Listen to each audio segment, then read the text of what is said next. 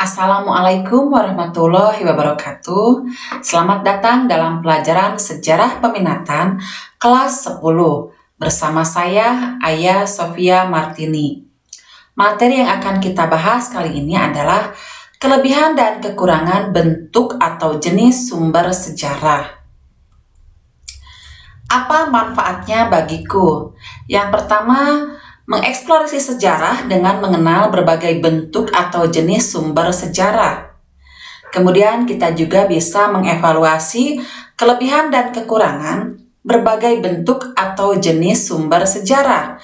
Ada artefak, fosil, visual, audiovisual, tradisi lisan, tekstual, dan non-tekstual. Kita akan bahas yaitu yang pertama artefak.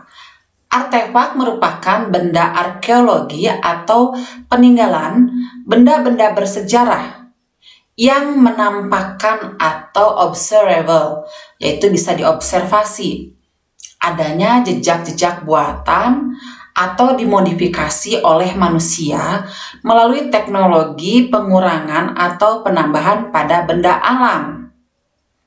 Cirinya dapat bergerak atau dipindahkan, yaitu movable, oleh tangan manusia dengan mudah atau relatif, tanpa merusak atau menghancurkan bentuknya. Contoh, alat-alat batu, logam dan tulang, gerabah, prasasti, senjata-senjata logam atau anak panah, mata panah, dan lain-lain. Kemudian ada terakota dan tanduk binatang. Kelebihannya, artefak ini lebih akurat karena bentuknya fakta. Fakta berupa benda tersebut dapat diabadikan sejarahnya, misalnya di museum. Kekurangannya, tulisan pada benda itu sering sulit dibaca jika benda yang ditemukannya tidak utuh. Akibatnya sulit untuk diartikan sejarah bendanya. Kemudian ada fosil. Bahasa Latinnya itu fossa yang berarti menggali keluar dari dalam tanah. Merupakan sisa-sisa atau bekas-bekas makhluk hidup yang menjadi batu atau mineral akibat tertutup sedimen. Jenisnya itu fosil batu biasa yang terbentuk dalam batu ember, ada fosil ter, ada fosil hidup yaitu hewan atau tumbuhan yang dikira sudah punah tetapi ternyata masih ada disebut. Fosil yang paling umum adalah kerangka yang tersisa seperti cangkang, gigi, dan tulang. Ada sumber sejarah visual, yaitu secara umum merupakan semua sumber sejarah yang bisa dilihat oleh penglihatan. Lebih spesifiknya, sumber sejarah secara visual itu berupa foto, lukisan, pahatan, dan ukiran. Ada audio visual, yaitu gambar dan suara yang direkam kemudian diolah untuk diputar kembali dan dilihat. Audio visual dikenal juga dengan sebutan film atau rekaman. Pada awal kemunculannya, rekaman peristiwa bersejarah digunakan untuk propaganda perang. Ada juga rekaman yang menunjukkan saat operasi militer dijalankan.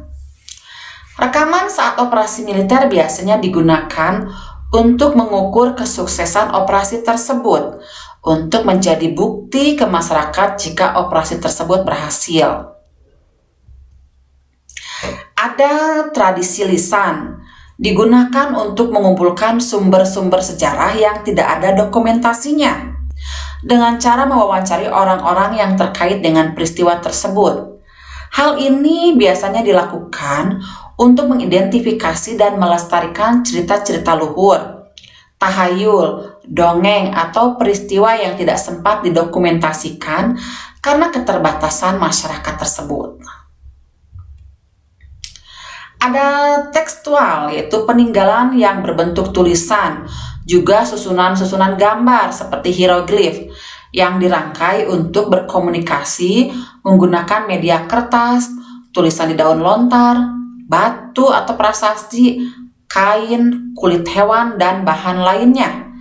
yang bercerita tentang hal penting pada saat bukti tekstual tersebut dibuat. Dan ada kebendaan, merupakan hasil karya manusia, baik itu berupa bangunan, sarkofagus atau kubur batu. Ada monumen yang bersifat lebih umum dan mencakup semua benda peninggalan buatan manusia.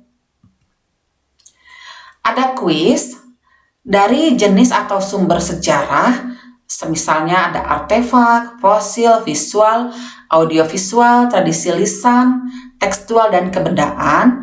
Silahkan dianalisis apa kelebihan dan kekurangan dari masing-masing jenis atau sumber sejarah tersebut.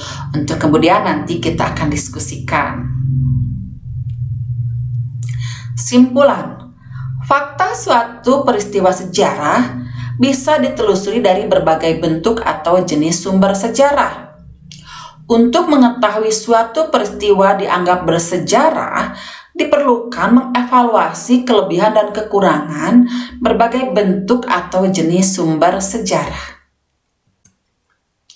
Ingat, jadilah pelaku dan pembuat sejarah di dunia. Sampai jumpa lagi. Wassalamualaikum warahmatullahi wabarakatuh.